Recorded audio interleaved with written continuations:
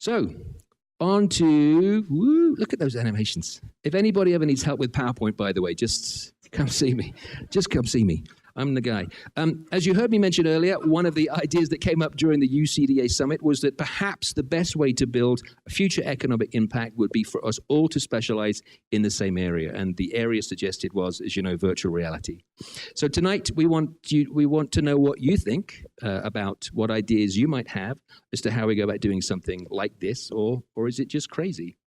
So to get some initial ideas surfaced, we have a panel here to give us their insights, and we'll hear from them first and then open the discussion to you on the floor. So audience, a couple of ground rules, if I can. First of all, if you want food, please, it's over there. If you want the restroom, please, it's over there. But if you want to say something, offer your input, ask a question maybe of our esteemed panel, then please just raise your hands, hand raise to show that that's what you want to do, and we'll get to you.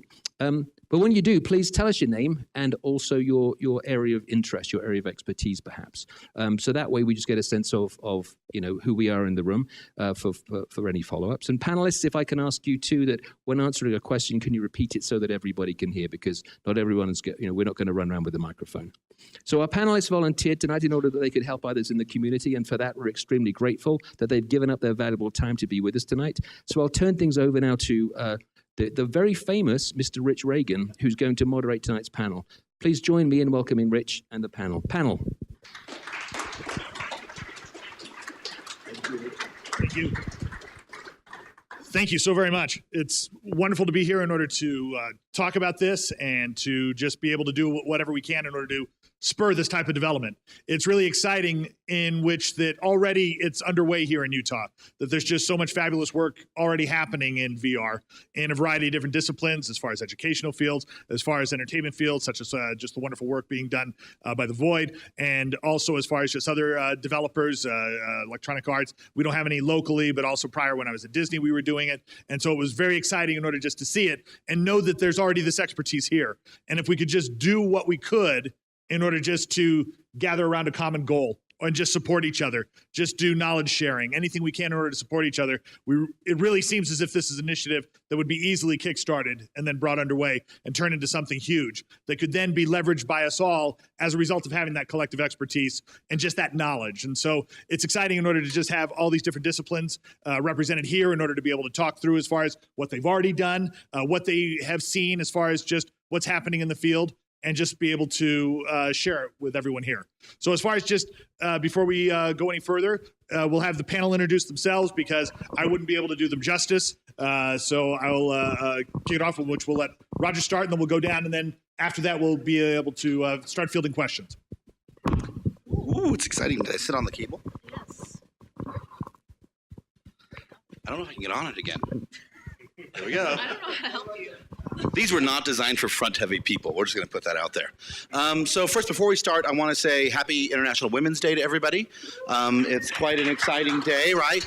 And it's one of the great things about digital media in Utah. It's quite a diverse community, and it's getting more and more diverse every year. So it's exciting. So I'm Roger Altizer. I'm from the University of Utah. I am the co-founder of the Entertainment Arts and Engineering program. We will always tell you that we're the best program in the nation, and then we'll find someone else to tell you that as well. They may be related to us, they may not. I am also the director of the Therapeutic Games and Apps Lab. We have about 35 students working on about 9 projects a year, roughly doing around, I don't know, $1.5 to $2 million in business, making serious games and apps here in Utah. And it's an incredible opportunity for fun things that are happening here. I don't have as many titles as you do. So my name's Lainey Dixon. I'm the co-founder and director of user research at Octothorpe. We're a game studio here in Salt Lake. I'm also one of the directors running the Utah Games Guild. If you've heard of us, check us out. We run events for local indies. So if you're making games, come talk to me. We want to help you. And I'm also a student at the U. So I'll be starting my PhD program in the fall in cognition and neuroscience. And so I kind of apply that to game development in my studio. I'm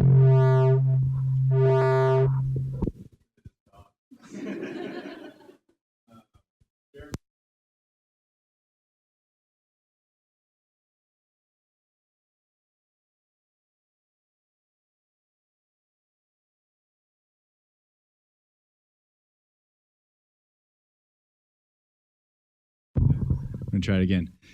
Thanks. And moved out to Utah a few years ago, working for a nonprofit. Now I'm off doing my own visual effects and animation studio here. Cool.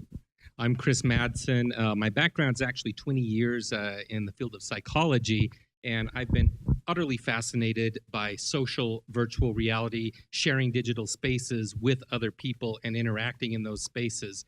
It's really the closest thing to teleportation that we have. And when I first tried that, I realized this so has the potential to change how we communicate as a society, as a global citizenry. And oh no. And this was what led me to Morph 3D. We're actually located across the street. That's where our studio is, right next to Red Rock Brewery. And we specialize in the creation, management, and distribution of avatars. We basically give you a body to use in shared virtual spaces. Wonderful. Thank you so very much. So the first, just to kind of kick things off, I was trying to look over just current product as far as VR that's available for people. And so that Keep Talking and Nobody Explodes, the community, the team Bond Diffusal game, Adrift, these are, which is akin to the film Gravity. These are wonderfully innovative experiences. And I was curious if anyone on the panel had any other innovative experiences in which that they would like to capture via VR, or something that they think would be exciting in order for people to consider as far as a VR experience. I'll take that. Yeah, so right now, I mean, there's literally hundreds and hundreds of experiences on the Vive headset right now, hundreds of experiences on the Gear VR. The Rift is coming out with a lot more games right now, AAA games, actually. They're releasing some of the first true AAA games. There's so much to experience. Like I mentioned earlier, my favorite thing to do in virtual reality is social VR, where you can share these experiences with other people. The leading platforms in that arena right now, VR Chat, which is a cool platform because it allows any user to create a world, upload that through their Unity plugin, and now that space is now available for everybody to share. We have High Fidelity. This platform was created by Philip Rosedale, who was one of the originators of Second Life. He's now bringing that concept over to virtual reality. And again, this is another place where you can go in and create your own world. And it's becoming so easy to do so. You can literally pull up a little pad in virtual reality, aim your laser at it, and pick up to 1 million items in there to just pull out of that app and throw it into your world. That's how easy it's becoming to build in these spaces. We've got AltSpace VR, which works on every platform. Your Samsung Gear VR, all the way up to the Vive, Rift, where they really specialize in events. So they have famous personalities. I remember going to the big election thing in New York, Rockefeller Square, in virtual reality, where you could interact with Al Roker, who was actually there. They have famous comedians in there. They really specialize in those activities and those shows. We've got Janus VR, which allows for you to explore the internet with other people, to actually go to web spaces in virtual reality, which we can talk about later as well. So many virtual reality, social virtual reality apps coming out right now, which are very intriguing, and I highly recommend hopping in and checking some of those out. I'll go. All right. Some of the cool things coming from a 3D visual effects background is we like to just build things in 3D. So one of the things that we're doing now is we're building Jerusalem, and the ancient city that is, not currently, it's already there, so we don't care about that part as much. Sorry. Jeez. Let's edit this video later. But anyway, the idea there is that you could put a headset on it and take a tour through the centuries, or we've also modeled ancient Rome, and you can kind of see the Colosseum being built, or have a tour guide, or see a gladiator fighter, or things like that, which is really exciting. And the other thing that we are thinking about and trying to get into is the human body. We've modeled out the entire human body with the skeletal system, digestive, and nervous system. And so we're trying to find applications in education and medicine to be able to explore the human body via headsets and maybe a magic school bus type of tours. So. Oh yeah, I can go after you. You're good. I've got a couple actually. I think it's really interesting that we've heard about interactive and non-interactive. About 45% of all VR experiences right now, or use experiences, are non-interactive. So movies, virtual experiences where you go places. So it's kind of a fun thing to hear about those two differences, right? I think in the serious game space, there's lots of really cool things happening in VR in terms of training, and training is a massive market for VR and AR and has been for quite some time. Everything from Cessna airplane repair to virtual surgery, right? And everything you can imagine in between is pretty great. We're seeing all sorts of new therapies with virtual reality and augmented reality, though. So a great example is when you lose your arm. Let's imagine it was an M80 exploded in your hand, or you lost it in a car accident. You have a very brief window of time to learn to use those cool robot prosthetics that you've all seen, right? So you've seen these robot arms on Facebook or other places, and people can do awesome things like, crush an orange with it, or, high five or shoot an arrow, whatever. They're great. But if you don't get one of those on in less than 2 months, you're probably not going to learn to use it. And most of them are actually abandoned. So it's something like 60% of every prosthetic arm gets abandoned because it's too difficult to learn to use it. So there's this great use of AR that sort of allows people to put virtual prosthetic arms on immediately after their injury.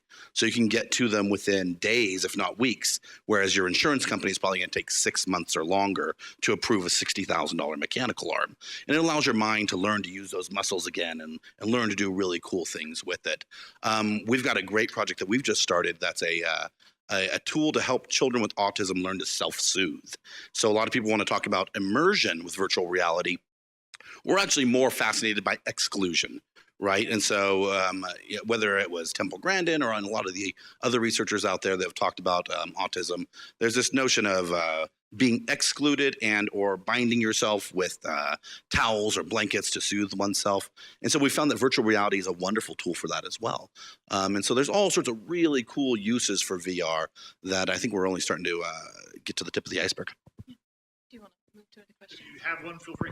I mean, I don't have like a ton to add, but I think like you were talking with immersion, like we're developing a VR game right now, and it's really being, what can we do to really explore the physical space, and how can we, now suddenly we can like actually grasp things, and we can reach, and we can manipulate things. And this is a really amazing thing that's in games that can really add to that experience. I have a lot of concerns about these things, but I think that's a really cool space that we've really yet to tap into fully, that I'm really excited to see where it's going. Wonderful. Thank you all. So Chris, here's one for you. What's the most important tech consideration when developing for VR? Well, you got to have a system to run VR, and that is a challenge for a lot of people. I mean, you're going to need to spend probably about $1,400 to have the system to be able to run it. Once you have that, you're really good to go. So really, it's the upfront cost for a lot of people getting that system put together.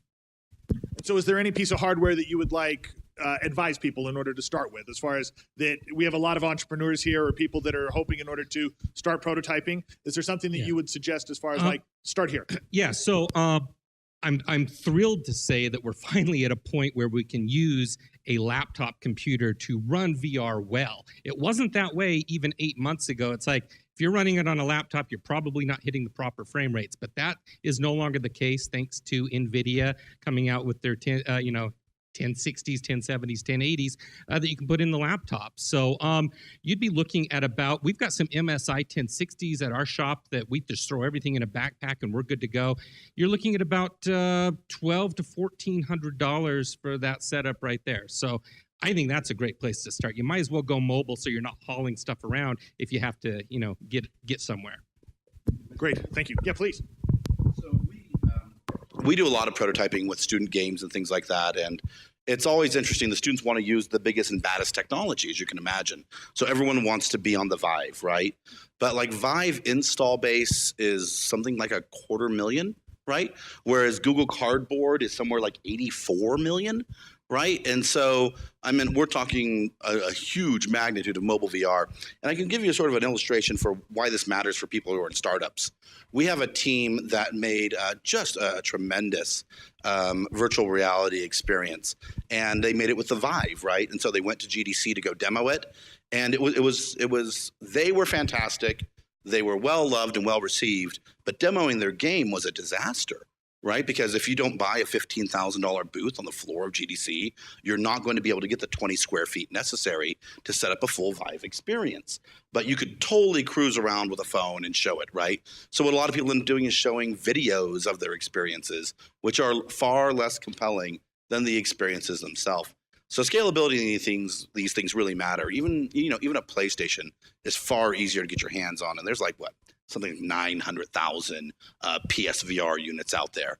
So the better experience clearly is the Vive or the Rift. But the consumer electronic devices, if that's what you're interested in, have a huge install base. So to put it in perspective, there are more PSVRs out there than there are Oculus and Vive combined. Right. So in terms of wanting to reach a market or what do you want to prototype on and what do you want to develop on, it's, there are things to consider. Wonderful. Thank you. Lainey, you kind of touched on this when you were talking about your game as far as like just certain concerns. And I was curious, like, what are the most important design considerations in your mind as far as like when developing VR properties? Yeah, I have a lot of concerns about this. I obviously am a proponent for VR. We're developing a game in VR.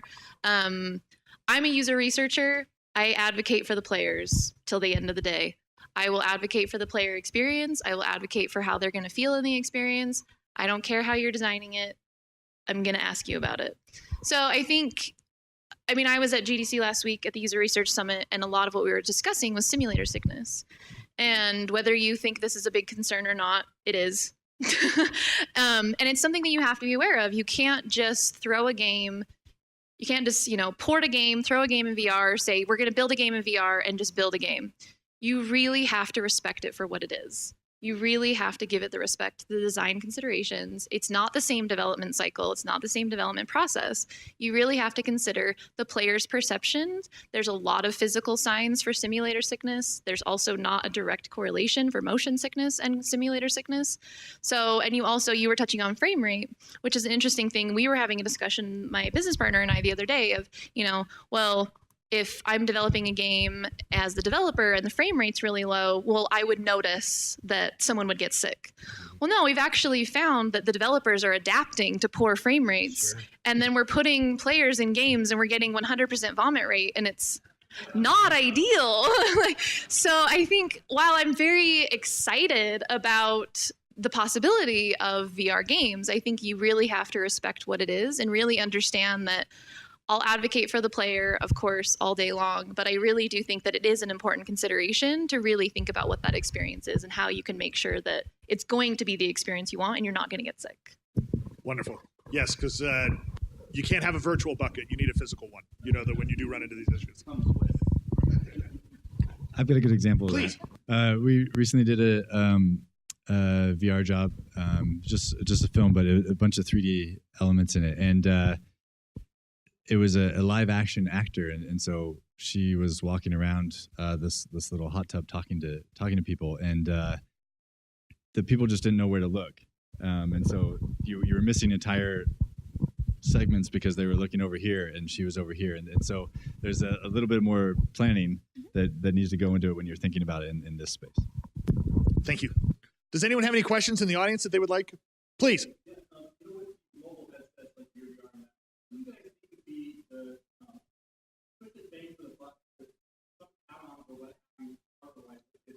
Make those things kind of approach maybe like a Vive type experience, but on the cheap side.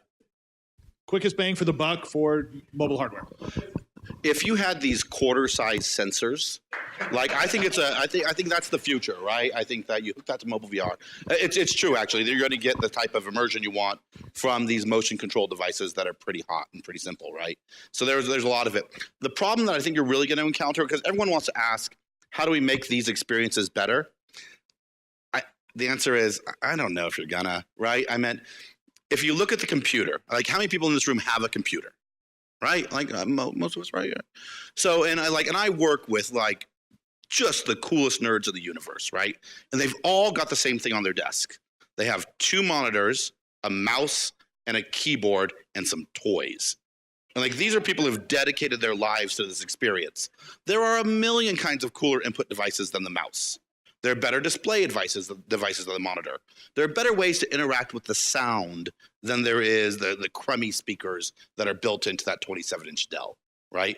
But very few people bother to buy those things because the use case is so limited, and disrupting the use case of an established technology platform is extraordinarily difficult. So you can make all sorts of things that make this a better experience, but this is a platform now. And getting people to do something with it, it's like the same problem we had with Bluetooth controllers and these things, right? When you put Skylanders on the iPad or on the phone, you can give someone a Bluetooth controller that can sync to an iOS or Android device. But who here has used a Bluetooth gamepad with their phone or iPad in the last week, right? And I've got like 9. I mean, it's just the way it is. So I'm cautious to be overly excited about the novelty of this. I think that it's dangerous to just throw in everything. I mean, I'm not saying that we shouldn't develop in VR, because I totally think we should. I'm just not convinced that cardboard's going to give everyone a lasting experience. I think it's fabulous, but I think that it's not a long-term solution. I think that if we approach it in a way of, what can I port to the cardboard? That's not going to give the best experience. I think if you really want people coming back and really wanting people invested in VR long-term, you have to make a good experience for them. Thank you. Go ahead. I think that there's bare minimums for a good VR experience. I think what you really need to get the full experience is you need that positional tracking, which the gear doesn't offer right now, where you can move through the space. I think you need your hands in the experience as well. That's super important so that you can interact with that environment in a natural way. You need a device that's going to give you high enough frame rates that you're not going to get sick. Gear VR is right on the edge right there. They're just good. It's just good enough. So those key features right there, I think, are essential. And I do believe the second generation of headsets coming out most of them are going to start supporting the eye tracking too, which especially when it comes to social VR, that's extremely important. So let's move to what galvanizes our community and Utah digital entertainment creators. What gets them working together, or what would be the kind of thing in which people should start moving towards in order to be collaborating and to be trying to build this and turn it into truly just a marvelous expertise that we have here in Utah?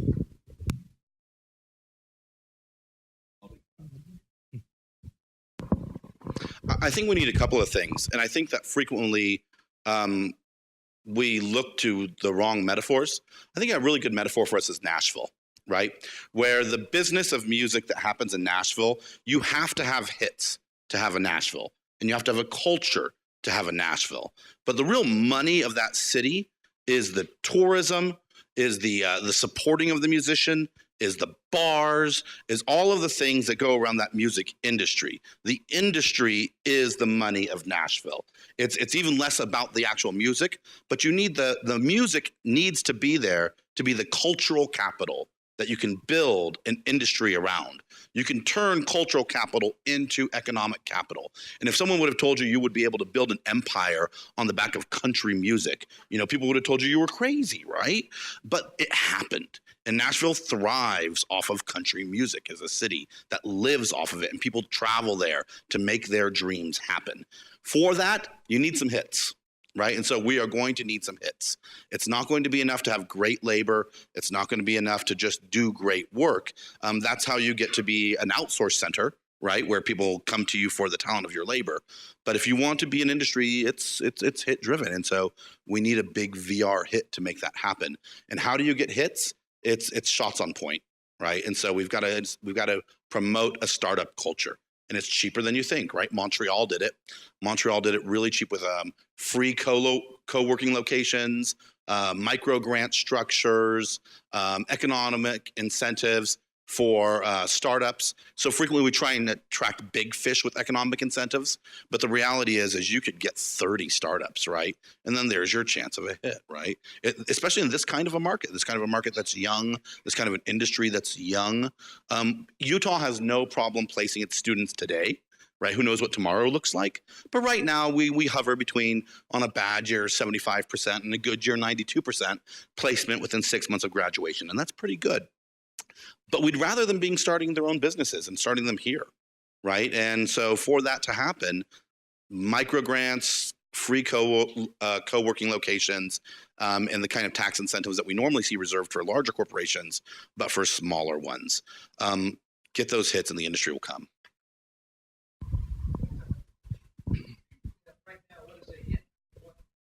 What constitutes a hit? Yeah. Story or adventure, other types of content? Yeah, so what constitutes a hit right now is it's not sales. There's not enough installed units for that to be sales. So you could sell to every single person that had a Vive right now, and that's not enough money to be a hit in terms of software or the games industry, right? And so the user base just isn't there yet for that, right? And everyone sort of knows this. Sony knows this. They're going to lose money on the games as well. A hit is something that brings attention and people to the product, right? So VCs are willing to invest in stories of really cool projects that have a reason to build into a bigger business later on down the line, right? And so what does a hit look like? Hit looks like something that generates a massive amount of press. It doesn't have to be a big money success story right now. It needs to be a big story success. And then you'll get the industry to build up to the things where you start getting money. I mean, the numbers of installed users are going to grow over the next 2 years anyways, so that's fine. So in 2 years, a hit will look like sales. But today, a hit looks like the story that people want to talk about, the VR experience that people want to talk about, right? So like if, like I remember one of the things that built the backbone of the VR experiences in LA was they had a hit by making VR experiences for people with PTSD. Right? Got them national press. They were in CNN, got them $10 million in government grants, federal government grants, not state government grants, right? And so it became something that technology that helps people, that's proven to help people, that captured people's imagination. And then all sorts of ancillary businesses built around that, all sorts of startups spun out of it. So yeah, it's a story, but it's not the story within the game. It's the story about the game creators that matters right now. Great. Chris, did you have something you wanted to add? Yeah, I was just going to say success is, with VR, it's touching every vertical you can imagine, right? It's going to impact all kinds of different areas of our life. All of us here in this room come from those different verticals. And I think just the fact that we're all even here tonight together is a testament that we're making the right steps here. Because even though we specialize, for example, in avatars, we're not going to win in avatars unless we, for example, use body tracking. That's going to enhance our avatars. We don't specialize in body tracking, but we have 2 companies here locally that do. How awesome is that? We also need awesome environments for our avatars to play in. We don't do that, but there's many here that are game makers that are creating those awesome environments. So it's about finding other people that can enhance what you're already doing, that work together to make these things possible. So I think just being able to have this space where we can all start finding those people that can help each other to bring these ideas and these dreams forward is awesome. Wonderful. Thank you. John. My question to you guys is going to be along those lines. So given the fact that we are all here, many people that aren't here from our various sectors, does that give us an advantage for all these sectors actually working together, focusing in the same space or not? What do you think? Is there an advantage for all our sectors working together? Yeah, I mean, I'll say yes. I think that, like you were saying, Yes. Yeah, I know. I'm like, yes. I think the collaboration aspect is huge. I think it's going to be not being tempted to just throw out a bunch and just hope it takes. I think that you really have to carefully craft and think about this. And I think that we obviously have like the most amazing pool of talent from all over. And I think that's where you can really make improvements, is really looking at, okay, what is everyone doing? I'm not an expert. I know my little area. So who can I find that I can attach onto my little area, and we just continually build upon that, because we will achieve more together. So we have to have that mentality, because we can't just magically have all the money to make these experiences. It's really recognizing that if we get a success, we get a success together.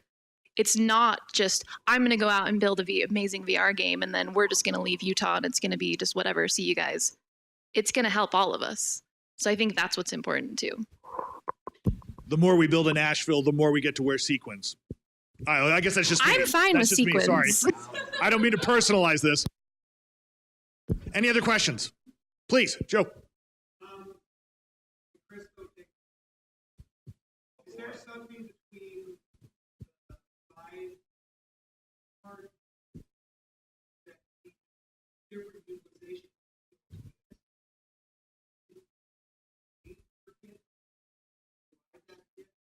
Is there a way to tap into the common utilization facility all the skills you have instead of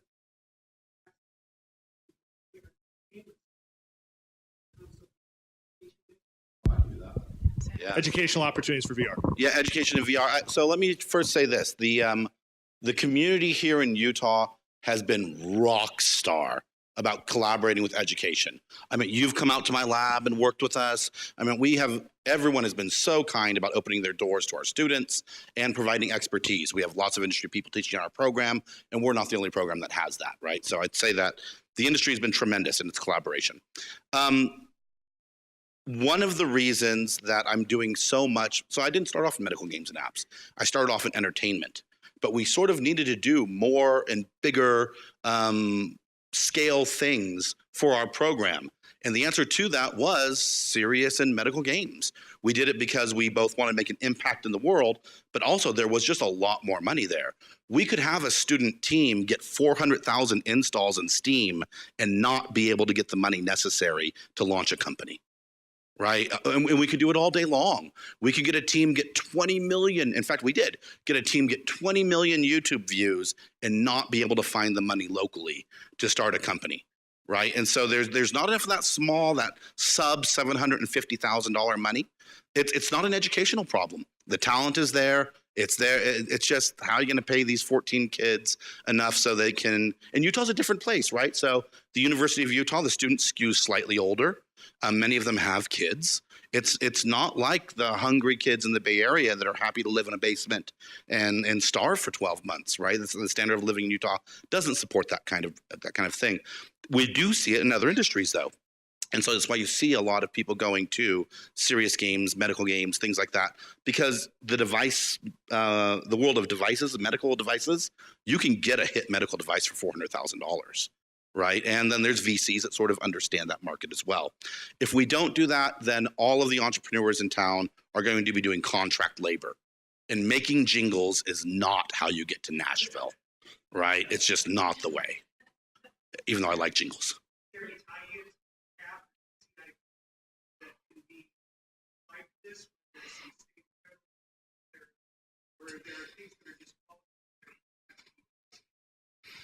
Are there funding options through government programs? Not that we've seen. I meant we haven't seen the interest in funding young entrepreneurs with entertainment software.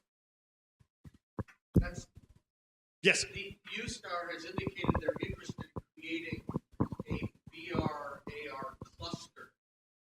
Donna Malakovic, I think, and they're interested in setting aside money to create exactly this kind of. So Sure. USTAR is waiting to see how we self-organize. Sure. That's certainly been in their mind. Great. That's wonderful to hear about you, sir. Any other questions? Please. Yeah. I come at this from a bit different area, but I'm very fascinated in business and business models for this. And one thing which I'm concerned about is you have some companies that want to charge for the hardware and make content open source. And so, here's my hardware, buy it, and then there'll be thousands of, VR experiences.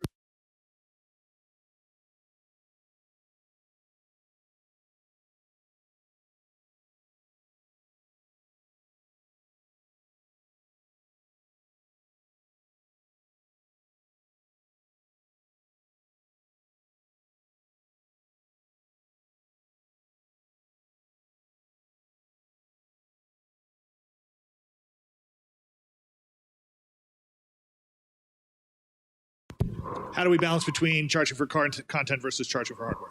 Are we focusing on making hardware? Should we? Okay.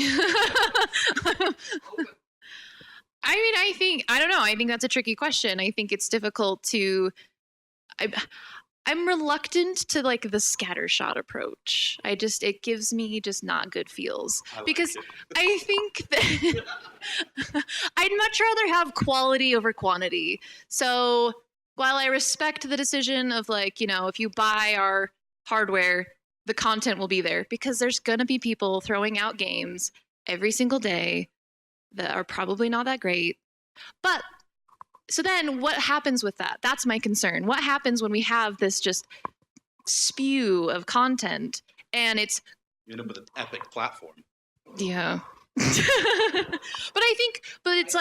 But I don't have an answer. I'm just probably adding to the confusion. But I think it's really thinking about if we want the long-term solution, I don't think just throwing things out is the satisfactory way. I think we really have to ensure that it's the quality that we need to represent what we want to make, rather than just saying, hey, we made these things.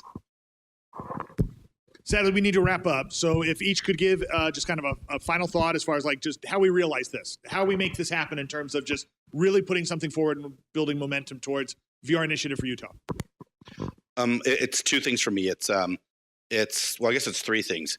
It's startups, and then the third thing is we could make some big money in those serious and training apps, right? There's just the contracts that you have to get, or the ability to get contracts that are huge for military, for medicine, and for training are much larger than they are for contracts for entertainment. So if you're going to do contract work, you might as well chase the money when you're doing contract work. Where would someone start to do that? There's all sorts of great conferences they can go to. So like the GDC of serious games and simulation is ITSEC in Orlando, Florida, right? And so it's the same thing. It's like tens of thousands of people, except it's medical simulations and jet simulations and things like that. And big money's done there every day, just like it is at GDC. But it's a great place to start. I agree with that training thing too. I mean, when you've got Chili's asking me, can I do a training simulator where a fire breaks out in the kitchen? We can't do that here in the store, but we can do that in VR. I mean, wow, the potential is crazy. They're just not trying, but okay.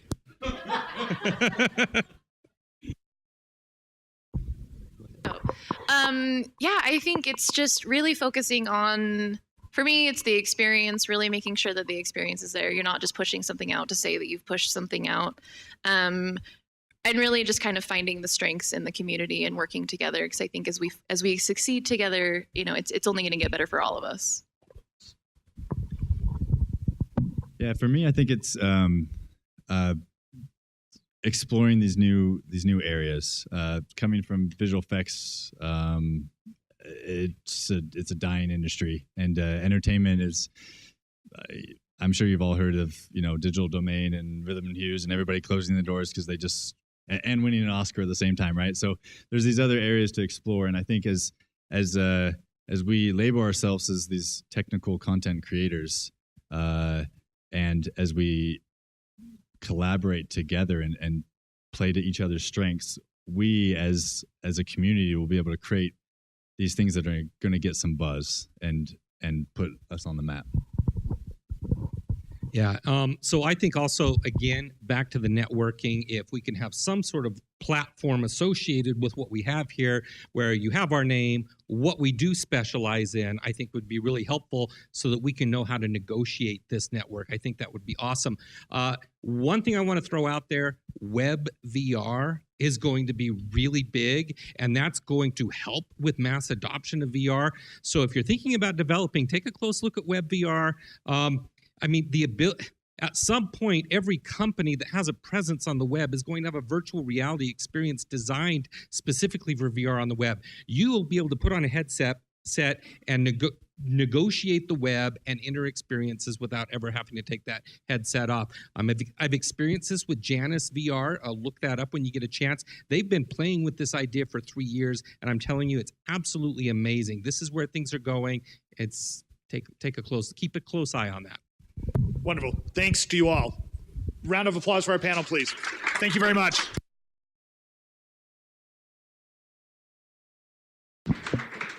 Let me second that. Thank you, panel. Nice job. Now, should you want to actually meet any of these famous panelists, they'll be sticking around afterwards for networking. So please feel free to go up and talk to them. They won't bite you. Well, actually, Roger might, but I don't believe the others will.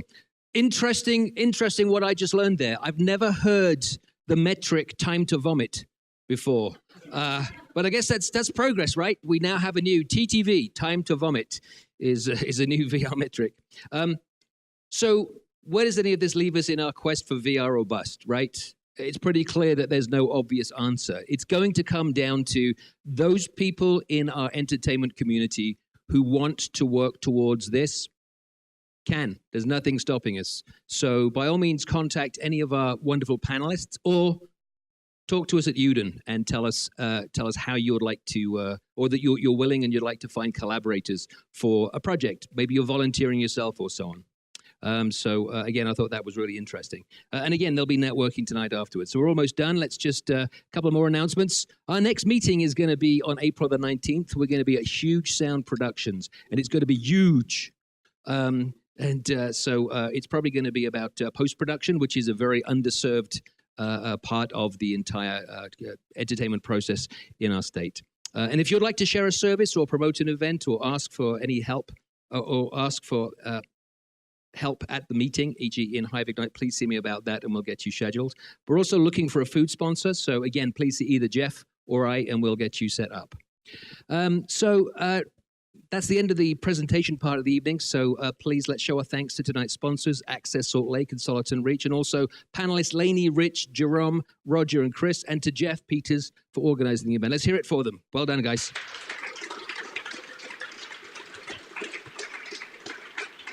And the last couple of words, it's now time to mingle, to get to know other members of Utah's digital entertainment community. And like I say at every meeting, don't be shy. It's a great opportunity to meet and network. And don't forget to try the in-person app as a way to connect as well. Now, if you're wondering how you go up to a complete stranger tonight and start a conversation, I'm going to give you tonight's magic phrase, right? This is your icebreaker. Approach the person you want to talk to and say, "No, this is not my VR avatar. I really do look like this." Okay, thank you all for coming. Enjoy the food and drink. See you at the next one. Thank you.